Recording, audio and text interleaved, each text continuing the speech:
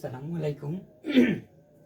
প্রিয় শিক্ষার্থী বন্ধুরা, আজকে আমি অর্থের সময় মূল্য অধ্যায়ের কিস্তিতে বর্তমান মূল্য নির্ণয়ের একটি অঙ্ক আপনাদের দেখাচ্ছি এবং সেই অঙ্ক নিয়ে আলোচনা করব।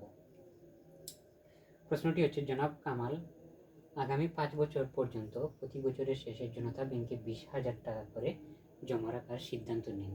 যদি সুদের হার 12% হয় তাহলে উক্ত টাকার বর্তমান মূল্য কত হবে? অর্থাৎ 5 বছর পর্যন্ত তিনি প্রতি বছরের শেষে 20,000 টাকা করে জনতা ব্যাংকে জমা রাখবেন। তাহলে 12% যদি ব্যাংক তাকে সুদ প্রদান করে তাহলে উক্ত টাকার বর্তমান মূল্য কত হবে? এই ধরনের অর্থের সময় মূল্য অধ্যায়ের অঙ্ক করতে হলে আপনাকে কিছু জিনিস মাথায় রাখতে হবে। সর্বপ্রথম দেখতে হবে আপনাকে পিবি নির্ণয় করতে বলেছে নাকি এফবি নির্ণয় করতে বলেছে, প্রথম শর্ত।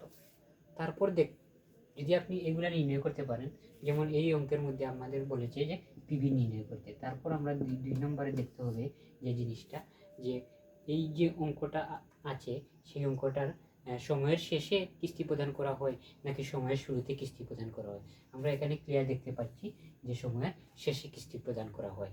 তাহলে এই জিনিসটা আমাদের মাথায় রাখতে হবে যে কিস্তিটা সময়ের শেষে নাকি শুরুতে প্রদান করা হয়। তাহলে আমরা এটাও ক্লিয়ার হয়ে গেছি যে এই কিস্তিটা সময়ের শেষে প্রদান করা হয়।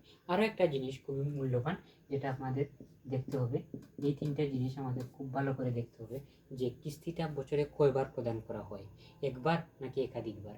আমরা এখানে দেখতে পাচ্ছি যে তিনি জনতা ব্যাংকে 20,000 টাকা করে জমা রাখার সিদ্ধান্ত নেন, অর্থাৎ 5 বছর পর্যন্ত প্রতি বছরের শেষে জনতা ব্যাংকে 20,000 টাকা করে জমা রাখবেন। তাহলে তিনি কিস্তিটা একবার দেন। তাহলে এই জিনিসটাও আপনারা ভালো করে নির্ণয় করতে হবে, বুঝতে হবে। অর্থাৎ কিস্তিটা একবার দেওয়া হয় নাকি একাধিকবার দেওয়া হয়। আপনারা যদি অর্থের সময় মূল্য চ্যাপ্টার এর অঙ্কগুলো করতে হয় তাহলে এই জিনিসটা আপনাদের ভালো করে বুঝতে হবে। অর্থাৎ পিবি নাকি এফবি, সময়ের শুরুতে নাকি শেষে, একবার নাকি একাধিকবার কিস্তি প্রদান করা হয়, এগুলো আপনারা নোট করে রাখলে ভালো হবে, যদি অঙ্কের মধ্যে এগুলা লিখতে হয় না। এখন আমি দেখাচ্ছি এই অঙ্কের সমাধানটা কিভাবে করা যায়। পিবি ও এ অর্থাৎ সাধারণ বার্ষিক বৃত্তির এই সূত্রটি হচ্ছে a into 1 - 1/1 plus i whole n by i. অর্থাৎ এ সমান হচ্ছে আমাদের এনইটি বা কিস্তির পরিমাণ, যেটা আমরা 20,000 টাকা এখান থেকে এনেছি।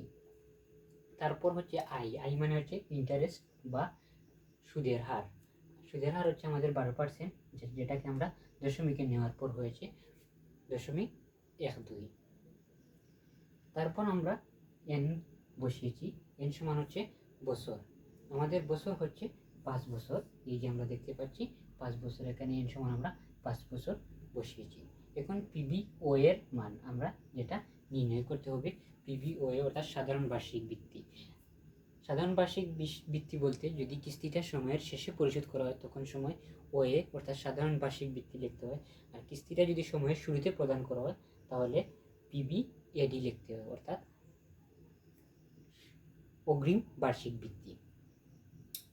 প্রিয় শিক্ষার্থী বন্ধুরা, এখন দেখতে পাচ্ছেন আমরা এর মান এর জায়গায় এনেছি এবং সবগুলার মানই আমরা যার যার জায়গায় বসিয়ে প্রথম এই লাইন আমরা সম্পূর্ণ করেছি। তারপর ওইখানে তেমন কোনো পরিবর্তন নেই, শুধু ওইখানে যুগটা, এখানে 1 প্লাস 0.12কে আমরা 1.12 যোগ করে বসিয়েছি। তারপর আমরা এই সম্পূর্ণ অংশটুকুকে আমরা একই সাথে করে নিয়েছি। এটা আমি আপনাদের একদিন কিভাবে করতে হয় আমি আপনাদের ক্যালকুলেটরের মাধ্যমে, সাইন্টিফিক ক্যালকুলেটরের মাধ্যমে দেখিয়ে দিব কিভাবে এই সম্পূর্ণ অংশটুকু আপনারা এইভাবে একবারে করে এই মানটা আপনারা